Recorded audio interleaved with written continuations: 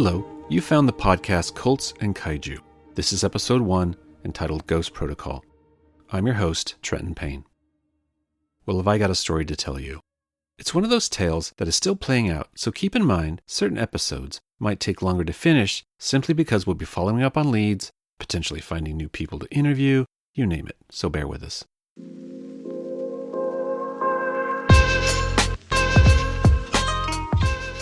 Alright, so being a firm fan of all things horror, science fiction, fantasy, and just, pop culture in general, it's really easy now that if you aren't familiar with a franchise or a licensed product, some urban legend, some myth, whatever, that you can usually just go to the interwebs and find out more, right? It's all out there. The internet has made us all connected, and it's all online. If you haven't heard of it, a friend has, or your partner, or whatever, then you can go look it up. Sure enough, now you're well versed in it. For instance, I enjoy urban legends, cryptids, Bigfoot, Jersey Devil, etc., and just general lore, mythology from all over the world. I have a pretty decent library on such things, including the occult and everything else out there that's weird and unexplained. Unexplained, but certainly known about. But of course, I can't know it all.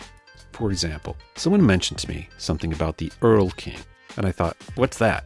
How can an Earl be a king? So I look it up on my phone and find out in like 3 seconds that it's spelled Earl King, U-R-L-K-I-N-G, all one word, and that it's derived from European folklore about a sinister elf who lingers in the woods, etc., etc. Boom. So now I know about it. I can research more, see how it's translated, or how the legend is slightly different in other countries, find stories, there's probably a t-shirt design out there, you name it.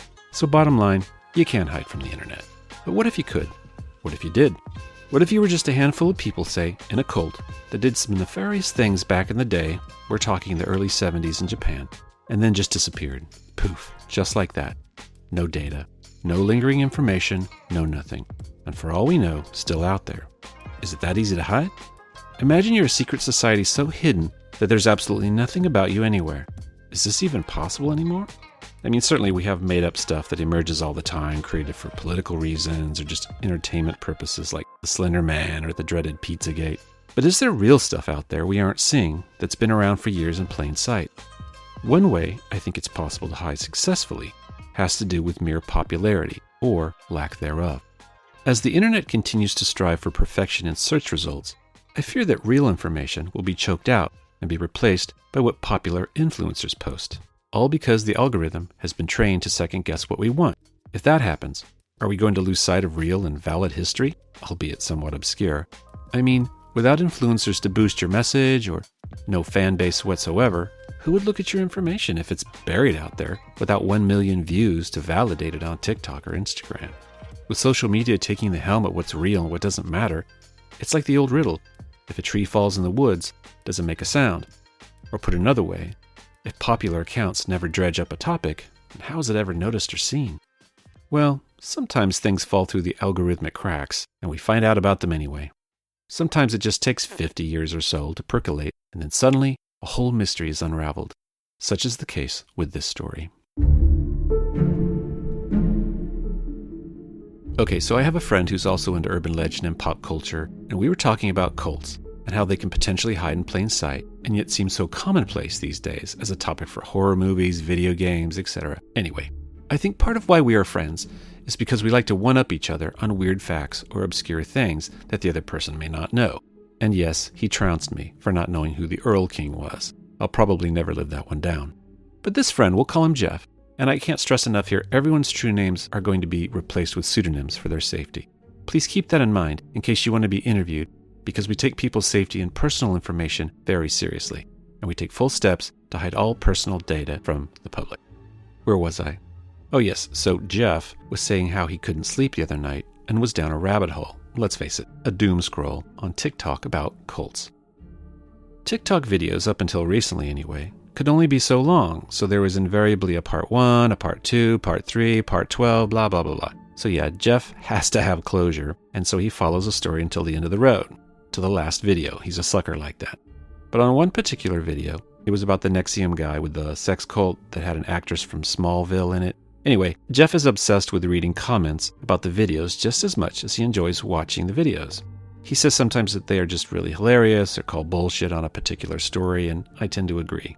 With some stories, they weird me out enough to read the comments and realize, hey, this is all from some movie, or this attack strike you just saw on a Ukrainian church is really a scene from a video game, that sort of thing. But you can also learn about other things as well in those comments, should you decide to trust them. So he was reading comments on this NXIVM video, and there's this guy that says something in broken English like, "Have you heard Heavenly Path? They bad people too." So my friend goes to YouTube and searches Heavenly Path, and of course gets just page after page of bullshit. Everything from anime to videos about boulder climbing, you name it.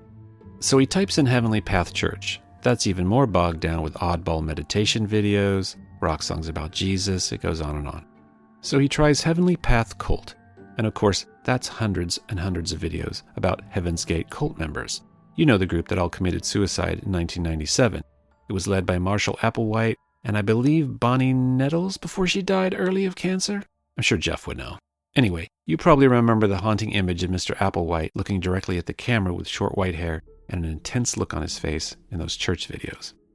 Okay, so Jeff was about to give up because let's face it, the internet has given us all the attention span of hummingbirds. But before he closes out his windows, he sees that the third listing down from his search for Heavenly Path Cult is in fact what he was looking for. I suppose because it was very unassuming and seemed too easy to find above 3,000 videos about the Heaven's Gate cult and ABC specials on it, documentaries on HBO, blah, blah, blah. Jeff just missed it. Almost. The video is entitled Heavenly Path Fox Witch Plans Explained, and man, it's a doozy. And it will lead you to 2 other videos that, at the time of this podcast creation, are it. There's just 3 videos so far. The creator is just Heavenly Path Archive, but the description of each video is odd as well. It basically says, in not so great English, that the Heavenly Path is a cult. I'll just read it, because it's short. It says, hopefully cult is dead, but can't be certain. The Fox Witch, not real thing. They twist Kitsune tale every child know. This bad care. 1970 was dangerous year. They extort money. They threaten authorities. I am sorry to be part. But then, under that, in Japanese, it says something else. I held up my Google Translator to it, and this is what it says. Large amount of mind-altering drugs were used in this cult. I don't trust them. I am currently in Washington, USA. I keep looking for my son. I will succeed. I hope he is safe. Okay. But let's get back to the video. It's bonkers. It looks like some sort of informational film from the 70s with English subtitles over a woman narrator speaking in Japanese. And it's weird as fuck. It starts off fairly simple, announcing it was created by the Heavenly Path Institute, which creeps me out already, but then comes these words that say, Great demise, introduce opportunity for a new solution of nature dominance, begin part 3. The what now? Anyway, the documentary talks about some technology being lost to open a path to God, so instead the hero, some guy named Jimmy Masaki, will go to the mountain using matured angel sentinels, they look like black worms, and he will take the power from the Fox Witch. The mountains might crumble, but the opening will let God come through to make the earth in his new image, and then at the end, text abruptly stops the whole thing and it says, coerce subjects engorge on elixir, spelled wrong, from sentinel chalice. And then, in smaller words, it says, close all windows, turn down lights. Yeah, go watch it. I'll add a link so you can go directly to it. You should see the other 2 videos as well. One is really vague and mentions turmoil after World War II after the bomb was dropped on Japan. The other video talks about a scientist during that time attempting to create a weapon using cosmic radiation from the sun, but I don't want to spoil them. You should go soak them up yourself. And anywhere else on the web? As of this podcast release, nothing. Nothing about a group of Japanese church members battling a fox witch, opening a portal so God can get through. Nothing. What the actual fuck? Now, some of you cult aficionados are thinking this is Om Shinriko or Aleph, and I apologize, I'm saying those things horribly. Individuals connected to these cults were responsible for the subway attacks in Tokyo. They broke into the Hiroshima factory to steal technical documents on military weapons. There were other sarin attacks. Just really lots of stuff, and violent and clandestine and scary. But all of this started in 1987, way before 1970, which is what it says on the numeral letters next to Heavenly Path Institute on all 3 of the videos. Plus, I don't ever see Heavenly Path mentioned at all in any of the Alam Shinriko documentation.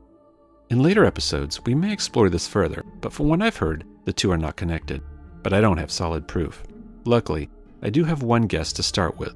We'll call her Kazuko. She says she was the photographer that took pictures of the superhero TV show that the cult created.